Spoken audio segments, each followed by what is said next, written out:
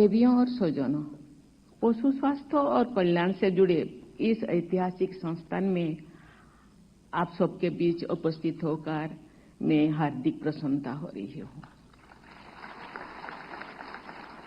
मैं इस संस्थान से जुड़ी सभी पूर्व एवं वर्तमान शिक्षकों और शोधकर्ताओं को पशु चिकित्सा अनुसंधान में योगदान देने के लिए सराहना करती हूँ।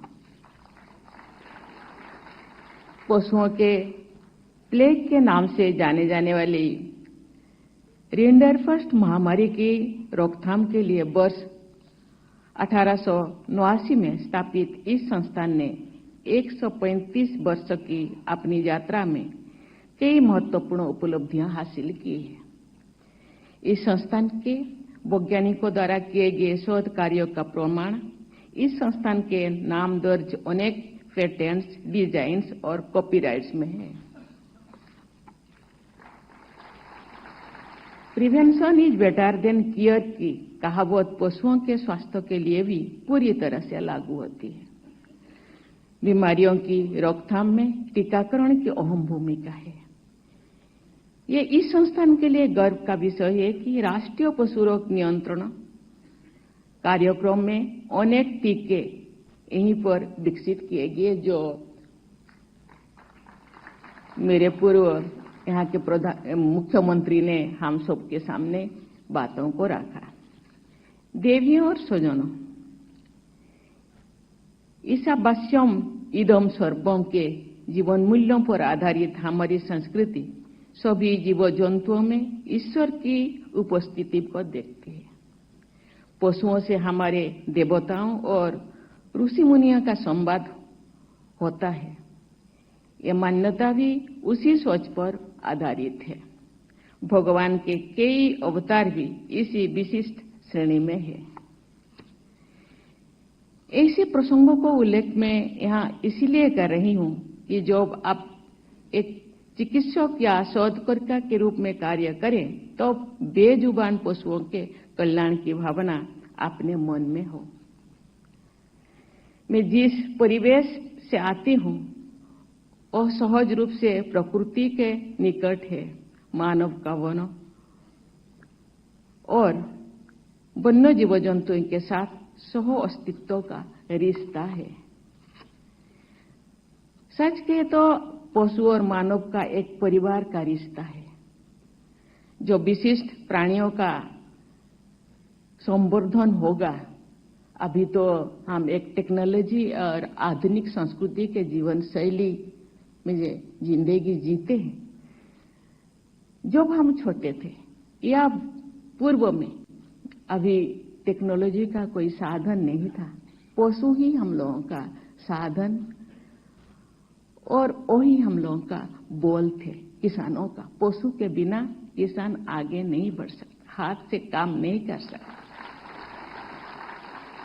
इसीलिए पशु को हम पशु शब्द मुझे इतना ठीक नहीं लगता। ये हम लोगों का जीवन धन है।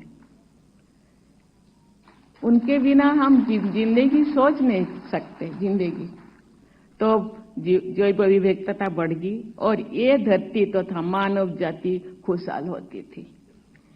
जैव विविधता के शरण का एक उदाहरण है, हम जब छोटे थे बहुत सारे गीधे आप भी देखते होंगे, लेकिन आज वो गीधों की समाज अब विलुप्त हो गया है। मुझे लगता है गीधों के विलुप्त प्राय होने के पीछे पशु चिकित्सा में इस्तेमाल होने वाले रासायनिक दवाओं की भी भूमिका होनी चाहिए। बहुत सारे भूमिकाओं में से, बहुत सारे रीजन में से, बहुत सारे कारण में से ये भी एक कारण है।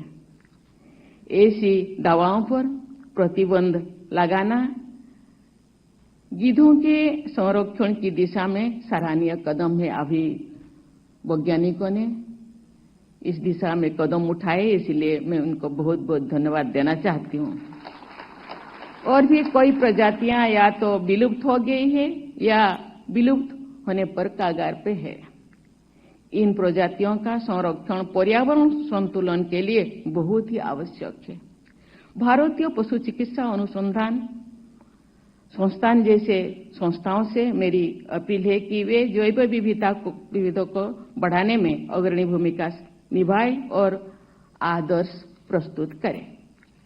मैं आज उपाधि और पदक प्राप्त करने वाली सभी विद्यार्थियों को बहुत बहुत बधाई देती हूं। इस सफलता में योगदान देने वाले आपके शिक्षकों, परिवारजनों और अभिभावकों को भी शुभकामनाएं प्रेषित करती हूं। आज पदक प्राप्त करने वाले विद्यार्थियों में छात्राओं की बड़ी संख्या देखकर मुझे गर्व हो रहा है कि बेटियां अन्य क्षेत्र की तरह पशु चिकित्सा क्षेत्र में भी आगे आ रही है। ये बहुत ही शुभ संकेत है। जिस चीज की हम लोगों के गवर्नर ने हम लोगों के सामने रखे कि महिलाएं भी आगे जाए, क्योंकि जब गुहाल का काम करते थे, कैटल शेड का गांव में काम करते हैं, कौन काम करते हैं? माँ, बहन। गायों को सेवा कौन करते थे? माँ बहन करते थे, क्योंकि गायों से या पशुओं से जुड़ाव माताओं बहनों का ज्यादा है। इसलिए माता बहनें, हमारे यहाँ जमीन में भी काम ज्यादा बहनें काम करते हैं, माताएं काम करते हैं आज भी। इसीलिए इस क्षेत्र में बेटियों का जुड़ाव मुझे बहुत अच्छा लगा। बहुत बहुत धन्यवाद देना चाहती हूँ। प्यारे विद्यार्थियों, आप सबने निरीह और बेजुबान पशुओं की चिकित्सा और कल्याण के क्षेत्र को अपने करियर के रूप में चुना है। मैं चाहती हूं कि आपके इस चुनाव के पीछे सर्वे भवन्तु सुखिनः सर्वे सन्तु निरामय की भारतीय सोच का भी योगदान रहा है। आपके संस्थान का ध्येय वाक्य है सत्यात् संजायते ज्ञानम, जिसका भावार्थ है सत्य गुण से ज्ञान की प्राप्ति होती है। मुझे विश्वास है कि इसी भावना के साथ आपके यहाँ पर शिक्षा प्राप्त की होगी और भविष्य में भी इसी मूल भावना के साथ कार्य करते रहेंगे। मेरी सलाह है कि जो भी आपके सामने दुविधा का क्षण हो, आप उन बेजुबान पशुओं के बारे में सोचिए जिनके कल्याण के लिए आपने शिक्षा ग्रहण की है। आपको सही मार्ग जरूर दिखाई देगा। मुझे बताया गया है कि पशु विज्ञान के विभिन्न क्षेत्रों में उद्यमिता और स्टार्टअप को बढ़ावा देने के लिए इस संस्थान में पशु विज्ञान इंक्यूबेटर कार्यरत है। आपको इस सुविधा का लाभ लेते हुए अपने उद्यम स्थापित करने चाहिए। इससे आप न केवल जरूरतमंदों को रोजगार दे पाएंगे, बल्कि देश की अर्थव्यवस्था में भी योगदान कर पाएंगे। विश्व भर के प्रतिष्ठित संस्थानों और उद्यमों में सेवारत यहाँ के पूर्व विद्यार्थियों भी इस कार्य में आपका मार्गदर्शन कर सकते हैं। देवियों और स्वजनों, आज दुनिया भर में वन हेल्थ की अवधारणा महत्व प्राप्त कर रही है। इस अवधारणा के अंतर्गत ये माना जाता है कि मानव, घरेलू तथा जंगली जानवर, वनस्पति और व्यापक पर्यावरण सभी एक दूसरे पर आश्रित है। हमें अपनी परंपरा और इस अवधारणा का अनुसरण करते हुए पशु कल्याण के लिए प्रयास करना चाहिए। एक प्रमुख पशु चिकित्सा संस्थानों के रूप में इंडियन वेटनरी रिसर्च इंस्टीट्यूट इस क्षेत्र में विशेष रूप से जेनेटिक बीमारियां की रोकथाम और नियंत्रण में महत्वपूर्ण भूमिका निभा सकता है। ईश्वर ने मनुष्य को जो सोचने समझने की शक्ति दी है, उसका उपयोग सभी जीव जंतुओं के कल्याण के लिए किया जाना चाहिए। हाल की कोरोना महामारी में मानव जाति को आगाह किया है कि उपभोग आधारित संस्कृति ने न केवल मानव जाति बल्कि अन्य जीव जंतुओं और पर्यावरण को अकल्पनीय क्षति पहुंचा सकती है। पशु कल्याण के लिए नियमित रूप से पशु आरोग्य मेलों का आयोजन होना चाहिए।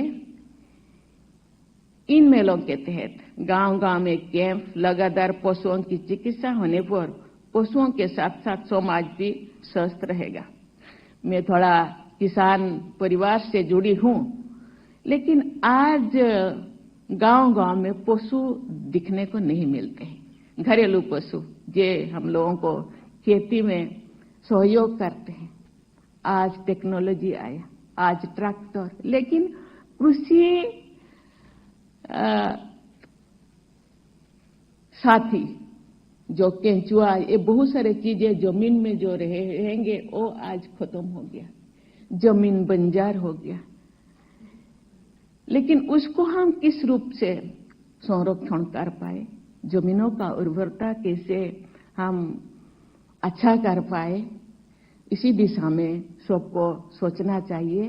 एक किसानों को भी और वैज्ञानिकों को भी, चिकित्सकों को, जनसाधारण को इसी दिशा में हमको सोचना चाहिए, क्योंकि पशु संपदा का संरक्षण, उनका विकास हम सबका कर्तव्य होना चाहिए।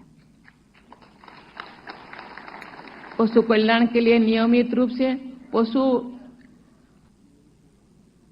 आरोग्य मेलों का आयोजन होना चाहिए। इस मेले के तहत गांव-गांव में कैंप लगातार पशुओं की चिकित्सा होने से पशुओं के साथ साथ समाज भी स्वस्थ रहेगा। टेक्नोलॉजी अन्य क्षेत्र की तरह पशु चिकित्सा और देखभाल में भी क्रांतिकारी परिवर्तन लाने की क्षमता रखती है। टेक्नोलॉजी के प्रयोग से देश भर के पशु चिकित्साओं को सशक्त बनाया जा सकता है। Genome editing, एम्ब्रॉय transport technologies, artificial intelligence, big data analytics जैसे टेक्नोलॉजी की प्रयोग से इस क्षेत्रों में क्रांतिकारी बदलाव ला जा सकते हैं। आधुनिकतम टेक्नोलॉजी का उपयोग करके IVRI जैसे संस्थानों को पशु रोगों के निदान और उनको पोषण उपलब्ध कराने में स्वदेशी और सस्ते उपाय ढूंढने चाहिए, क्योंकि सब एफोर्डेबल हो, चिकित्सा सबको मिल सके। साथ ही उन दवाओं के विकल्प भी तलाशने चाहिए जिनके साइड इफेक्ट्स न केवल पशुओं के बल्कि मनुष्य और पर्यावरण को भी प्रभावित करते रहे। अंत में मैं एक बार फिर उपाधि और पदक प्राप्त करने वाले सभी विद्यार्थियों को बहुत बहुत बधाई देती हूँ। मेरी आशीर्वाद आपके साथ है। धन्यवाद। जय हिंद, जय भारत।